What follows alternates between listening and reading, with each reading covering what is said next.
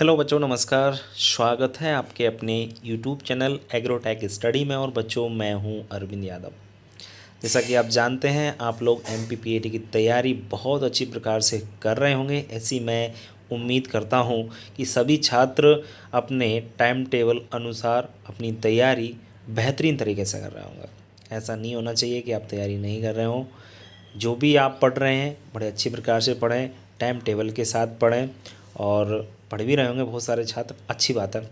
तो बच्चों, आज हम आपके लिए एमपीपीटी 2023 के लिए प्रैक्टिस टेस्ट थर्ड वाला लेकर आए हैं, जिसमें बहुत अच्छे प्रश्न रहने वाले हैं और 50 प्रश्न आपके रहेंगे। कितने?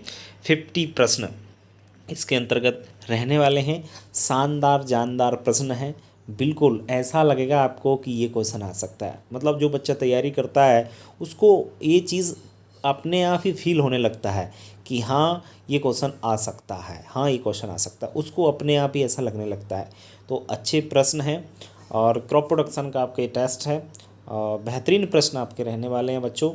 बस आप लोग जुड़े रहें हमसे और पूरा टेस्ट आप लोग सॉल्व करें और अपने आप को ये चीज़ को आंकें कि हम किस लेवल पर हैं, हम कैसी तैयारी कर रहे हैं, हम किस प्रकार के प्रश्न पढ़ रहे हैं। ठीक है ना? तो ये बात बच्चे, और जिसको भी इस टेस्ट का पीडीएफ चाहिए, मतलब जिन लोगों ने नोट्स ले रखे हैं उनको सिर्फ पीडीएफ मिल जाएगा इसका। लास्ट में आप लोग जो है इसका पीडीएफ, जिन बच्चों ने नोट्स ले रखे हैं उनको अवेलेबल हो जाएगा। ठीक है ना? और जो भी छात्र नोट्स लेना चाहता है एमपीपीटी क्रैश कोर्स के, तो हमने मोबाइल नंबर दे रखे हैं। आप लोग व्हाट्सएप पे जो भी है जानकारी प्राप्त कर सकते हैं।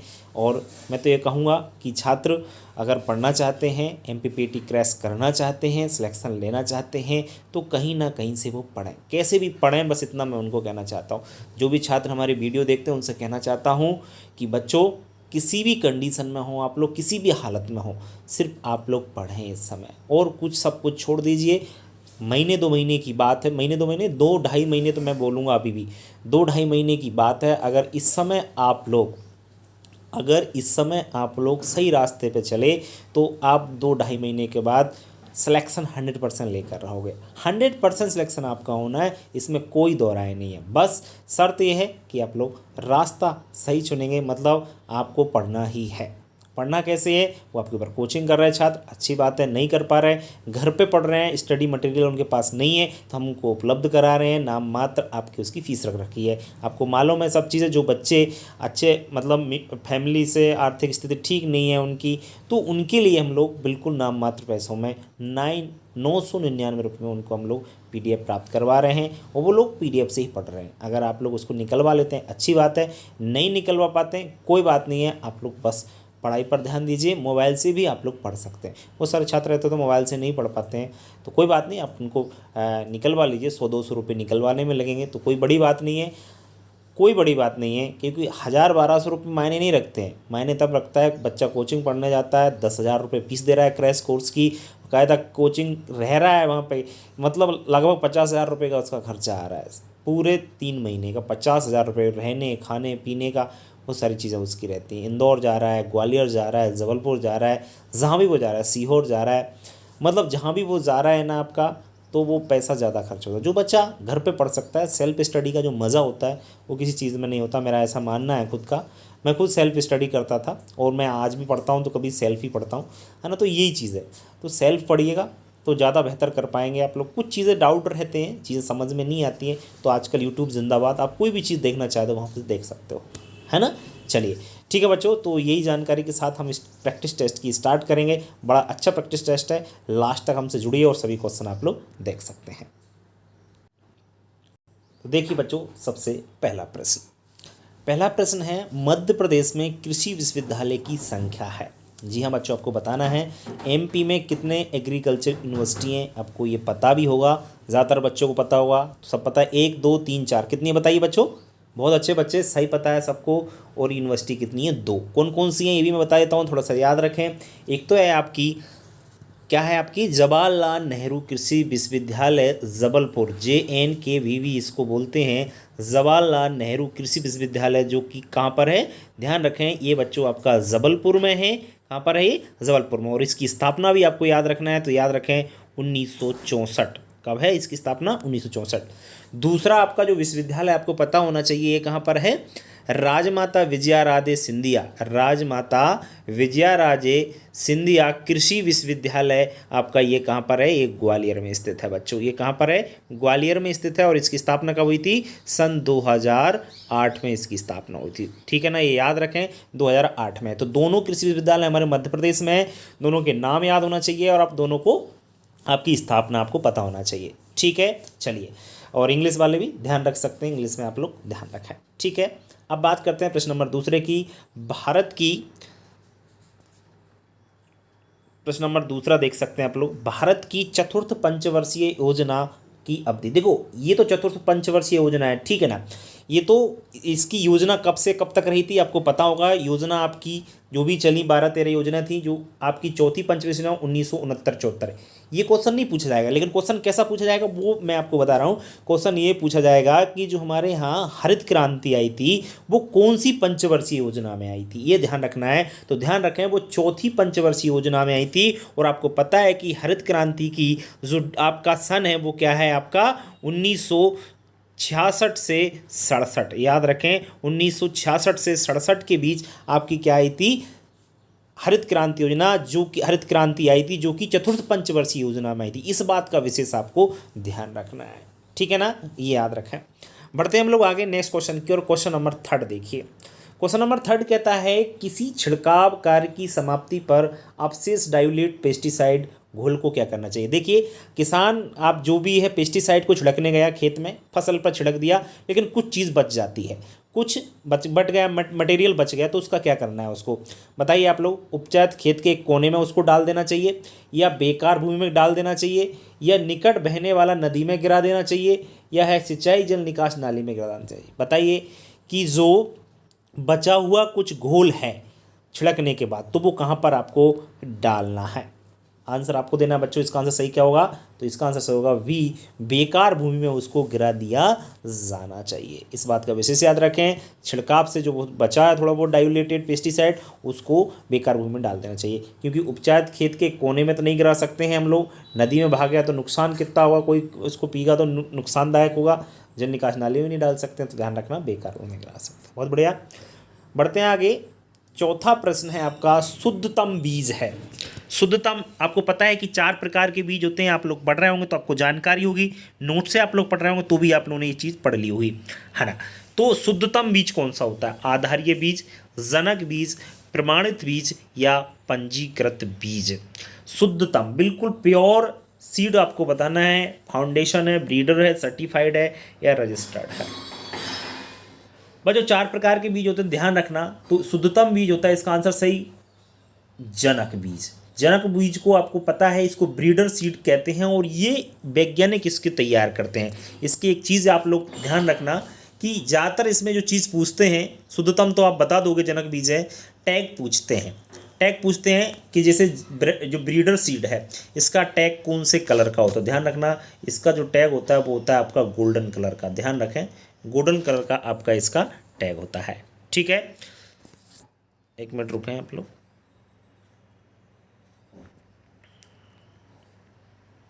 जी ठीक है, इसके बाद हम बात करते हैं आधार जो बीज होता है इसका टैग आपका सफ़ेद रंग का होता है, और जो प्रमाणित बीज होता है इसका नीले रंग का होता है। ये ध्यान रखें आप लोग तीनों का। आधार बीज यानी आपका फाउंडेशन सीड का वाइट रंग का आपका टैग होता है, और प्रमाणित बीज यानी सर्टिफाइड सीड का आपका ब्लू कलर यानी नीले कलर का होता है, और जनक बीज मैंने बताया इसका क्या होता है गोल्डन कलर का। तो तीनों ही आपको क्या याद रखना है, टैग याद रखना। पंजीकृत हमारे यहाँ सीड होता नहीं है तो कोई दिक्कत वाली बात नहीं, इसको आप लोग ना रखो। तो नेक्स्ट है आपका जाइलम किसे ट्रांसपोर्ट नहीं करता। जाइलम और फ्लोएम आपको पता है पौधे में 2 कोशिकाएं होती हैं, एक जाइलम दूसरी फ्लोएम। तो ये किसको ट्रांसपोर्ट नहीं करती हैं, जल को नहीं करती है जाइलम, पोषक तत्व को नहीं करती है, कच्चे माल को नहीं करती है, या तैयार भोजन को ट्रांसपोर्ट नहीं करता है। बताइए बच्चों, आपको बताना है 5वां प्रश्न,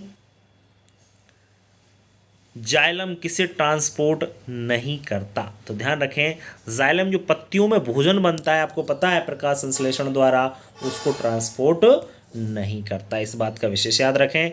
जल के साथ पोषक तत्व भी चले जाते हैं, कच्चा माल भी चला जाता है, लेकिन जो भोजन होता है आपका बनता है वो फ्लोएम द्वारा ही पूरे पौधे में पहुंचता है। तो ध्यान रखें, जल के जो होता है वो जाइलम द्वारा, और जो भोजन बनता है आपका पत्ती में वो किसके द्वारा, वो आपका फ्लोएम द्वारा आपका पूरे पौधे में ट्रांसपोर्ट होता है। इसके बाद 14 बड़े बैंकों का राष्ट्रीयकरण कब हुआ, याद रखना 14 बड़े बैंकों का जो राष्ट्रीयकरण हुआ था वो 1969 में हुआ था। ये सन थोड़ा सा याद रख लेना, बाकी तो काफ़ी हाई लेवल का प्रश्न है, कोई दिक्कत वाला नहीं है, आपको पूछा नहीं भी जाएगा और जा भी सकता, कोई बड़ी बात नहीं है, क्योंकि थोड़ा सा मिलता जुलता है। निम्नलिखित में से किसी समन्वित ग्रामीण दायित्व सौंपा गया है। निम्नांकित में से किसी समन्वित ग्रामीण का दायित्व सौंपा गया है। तो आपको पता होना चाहिए, ये संस्थाएं हैं, सब पढ़ेंगे आप लोग, आपके सिलेबस में है। IDBI, SIDBI, ICICI या नाबार्ड, चारों में से आपको बताना है समन्वित ग्रामीण का दायित्व किसे सौंपा गया है। आंसर क्या होगा बच्चों, इसका आंसर क्या होगा ये आपको बताना है। तो आंसर ध्यान रखें, समन्वित ग्रामीण बैंक का दायित्व सौंपा गया है बच्चों, मैं बताता हूँ आपको, ये आपका नाबार्ड को सौंपा गया है। नाबार्ड आपको जानते हैं कि नाबार्ड एग्रीकल्चर का सबसे बड़ा बैंक है। एग्रीकल्चर का सबसे बड़ा बैंक भारत का कौन सा है, नाबार्ड। इसके बारे में एक चीज़ याद रखना है, इसकी स्थापना 12 जुलाई 1982 को हुई थी। इसकी स्थापना कब हुई थी बच्चों, 12 जुलाई, ध्यान रखें 12 जुलाई 1982, ध्यान रखें। और ये आपका कृषि का सबसे बड़ा बैंक है, जो कि जो बिजनेस करते हैं एग्रीकल्चर में, कृषि से कोई भी बिजनेस अगर स्टार्ट करता है तो ये लोन प्रदान करता है, सीधे किसान को लोन ये नहीं देता है, ध्यान रखें आप लोग। इसके बाद है कीट व्याधि के तत्काल नियंत्रण की विधि बताइए। कीट व्याधि मतलब कीट लग जाते हैं फसल में, तो उसको तत्काल हम किस प्रकार से कंट्रोल कर सकते हैं।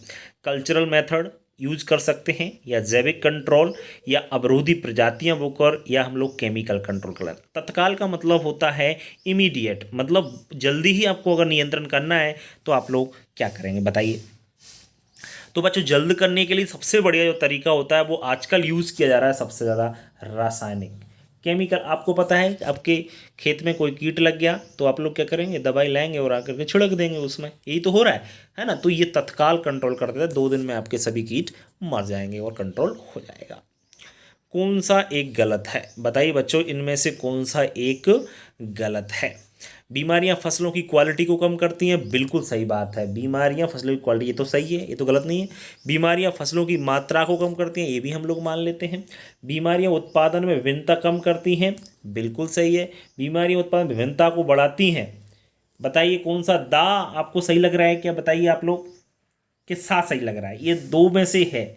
बीमारियां उत्पादन विभिन्नता कम करती हैं, बिल्कुल नहीं, आपका सही होगा। बीमारी उत्पादन विभिन्नता को बढ़ाती हैं, बिल्कुल बढ़ाती हैं, तो आपका सह वाला इसका आंसर सही होगा, ये आपका गलत पॉइंट है। इसके बाद आती है उड़द का वानस्पतिक नाम, ये तो रट रहा होगा सभी को। उड़द का बॉटनिकल नेम क्या है, विग्ना एंगोलेटा, विजना लिख रहा है लेकिन विग्ना होना चाहिए, इंग्लिश में देख सकते हैं आप लोग, विग्ना मूंगो, विग्ना रेडिएटा, या विग्ना एकोंटिफोलिया। तो बच्चों उड़द का बॉटनिकल नेम क्या है, ध्यान रखें आप लोग, इसका बॉटनिकल नेम है विग्ना मूंगो। क्या है बॉटनिकल नेम। अब बच्चों कन्फ्यूजन यहाँ पे होता है, क्योंकि मूंग का विग्ना मूंगो नहीं है, उड़द का विग्ना मूंगो है, इस बात का विशेष ध्यान रखना है। उड़द नहीं आप लोग भूल जाओ, मूंग में मूंगो लगा दो ना, मूंग को मूंगो नहीं है, विग्ना मूंगो उड़द का बॉटनिकल नेम है, ठीक है ना। जबकि मूंग का आपका विग्ना रेडिएटा है, ये ध्यान रखें आप लोग, ठीक है। चलिए इसके बाद आता है बेनिन कासा हिस्पेडा कटाई उपरांत प्रोसेसिंग में विपणन हेतु विख्यात शहर का नाम है।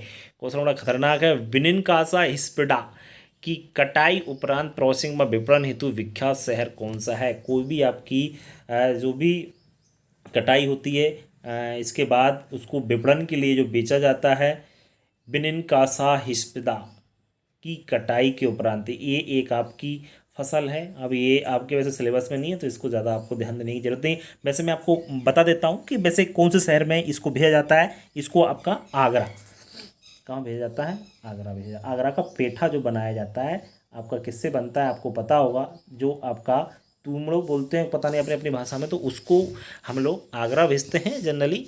एग्रीकल्चर का है क्वेश्चन, ऐसी बात नहीं है, लेकिन थोड़ा सा ये कह सकते हैं हाई लेवल का क्वेश्चन तो आपके लायक नहीं है, कोई बात नहीं, पर थोड़ी सी जानकारी के लिए आप लोग याद रखें। बेरी बेरी और भूख ना लगना, देखो विटामिन के क्वेश्चन है बच्चों, बेरी बेरी और भूख ना लगना किसकी कमी से संबंधित है? अच्छा प्रश्न है, थायमीन, निकोटिनिक एसिड, राइबोफ्लाविन या पायरिडॉक्सिन। तो बेरी बेरी पहले तो ये पता होना चाहिए रोग होता है जिसके कारण भूख नहीं लगती है ना, जिसके कारण क्या नहीं लगती है, भूख। तो आपको अब इसमें विटामिन के नाम दे रखे हैं, अब विटामिन के रासायनिक नाम दे रखे हैं बच्चों, क्या दे रखे हैं, विटामिन के रासायनिक नाम आपको दे रखे हैं। तो आपको पता है कि बेरी बेरी जो रोग होता है आपका विटामिन B1 की कमी से होता है, और विटामिन B1 का रासायनिक नाम है थायमीन, और विटामिन B2 का है राइबोफ्लाविन। ये याद रखें थोड़ा सा आप लोग। बढ़ते हैं हम लोग आगे। जल एवं उर्वरक उपयोग में सबसे कम इफिशियंट खाद्यान्न फसल है। जल एवं उर्वरक उपयोग में सबसे कम इफिशियंट खाद्यान्न फसल कौन सी है, जिसको जल और फर्टिलाइजर दोनों कम चाहिए? बताइए बच्चों। तो गेहूं, धान, ज्वार या मक्का सबसे कम efficient food grain, least water and fertiliser use efficient food grain crops. बताइए बच्चों कौन सी है? धान, गेहूं, ज्वार, मक्का। तो धान इसका सही आंसर होगा, ये ध्यान रखें आप लोग, ये एफिशिएंट फसल है धान। धान में पानी भरा रहता है लेकिन उसकी यूज एफिशिएंसी की बात करें तो बहुत कम होती है, उसको पानी की कम आवश्यकता होती है, पानी भरा रहना चाहिए, वो उसकी प्रकृति है। लेकिन सबसे ज़्यादा यूज एफिशिएंसी किसकी होती है पता है आपको? गन्ना, गन्ने के लिए सबसे ज़्यादा पानी की आवश्यकता होती है, इस बात का विशेष ध्यान रखें। इसके बाद है आपका, यदि 20 लीटर प्रति 2 मिनट में प्रवाह हो रहा है तो प्रवाह लीटर प्रति घंटा कितना होगा? मान के चलिए पानी 20 लीटर 2 मिनट में निकल रहा है, तो प्रवाह लीटर प्रति घंटा मतलब 1 घंटे में कितना पानी निकलेगा? वो सिंपल सा क्वेश्चन है, इसको आप कैलकुलेशन करके बिल्कुल, जब 2 मिनट में 20 लीटर निकलता है तो आपको पता है कि 60 मिनट, यानी 1 घंटा में कितने मिनट होते हैं? 60 मिनट। तो 60 मिनट में कितना लीटर पानी निकलेगा? बहुत सिंपल सा क्वेश्चन है, आप इसका बिल्कुल आसानी से आंसर, सिंपल सा क्वेश्चन है इसलिए इसका आंसर सही होगा। क्या होगा बताइए आप लोग, लगा लीजिए, मैं बता देता हूँ, 600। ठीक है, 2 मिनट में 20 लीटर तो 60 मिनट में 600 लीटर निकलेगा पानी। अर्का लालिमा किसकी प्रजाति बताइए? अर्का लालिमा, इंपॉर्टेंट क्वेश्चन है बच्चों, अर्का लालिमा किसकी प्रजाति है? 15वां प्रश्न है बच्चों, और इसका आंसर सही होगा प्याज की। किसकी है बच्चों? ध्यान रखें, ये प्याज की महत्वपूर्ण वैरायटी है लालिमा। नेक्स्ट, निम्न में से किस प्रजाति के लिए रत्नागिरी प्रसिद्ध है?